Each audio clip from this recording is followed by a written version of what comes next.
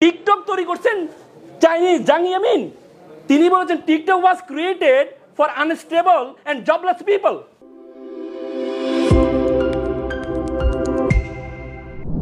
তোমাকে বই পড়তে হবে, প্রচুর পরিমাণ বই পড়তে হবে।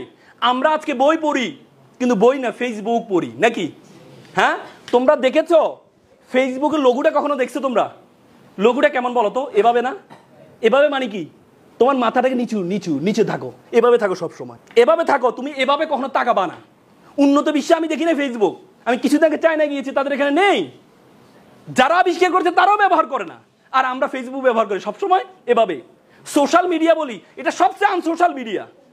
বন্ধুরা আগে আমরা বসলে আড্ডা দিতাম, কথা বলতাম, আমরা কথা বলতাম, আর এখন বন্ধুরা যখন বসে সবাই মোবাইলের দিকে তাকিয়ে আছে, ফেসবুক লোগোর মতো নিচে দিয়ে তাকিয়ে আছে।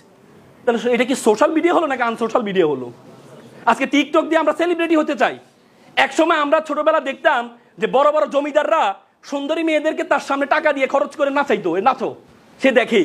আর এখন বড় লোকের মেয়েরা, সুন্দরী মেয়েরা নাচে, রিক্সাওয়ালা থেকে রাস্তাঘাটের মানুষ পর্যন্ত তার নাচ দেখে। কি রে ভাই, বুঝো না কথা?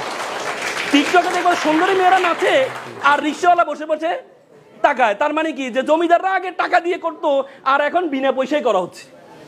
তার মানে কিসের টিকটক? টিকটক তৈরি করছেন চাইনিজ জাং ইয়ামিন। তিনি বলেছেন TikTok was created for unstable and jobless people. আমি টিকটক তৈরি করছি যারা বাদাইম্মা, যাদের কাজ কাম নাই, আনসোশ্যাল, তাদের জন্য আমি টিকটক তৈরি করছি। এই জন্য অথচ সে টিকটক, আমরা বাদাইম্মা ওই সবাই টিকটক সেলিব্রিটি হতে চাই।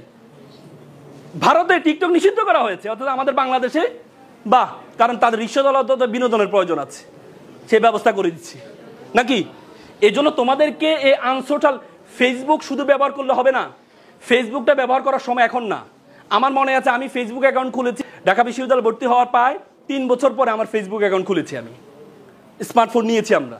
আর তোমরা এখন শুরু থেকে তোমাদের ফেসবুক অ্যাকাউন্ট, বাচ্চা হওয়ার পরেই ফেসবুক অ্যাকাউন্টটা খুলে দেয় বাচ্চার নামে। কি রে ভাই, বাচ্চা মনে হয় পোস্ট দেয়, এই তো মনে হয় জন্মের আগ থেকে সে বলেছে যে আম্মু আমার নামে একটা আইডি খুলে রাখো নাকি? এজন্য তোমরা এই সোশ্যাল মিডিয়া থেকে একটু দূরে থাকতে হবে এখন আপাতত।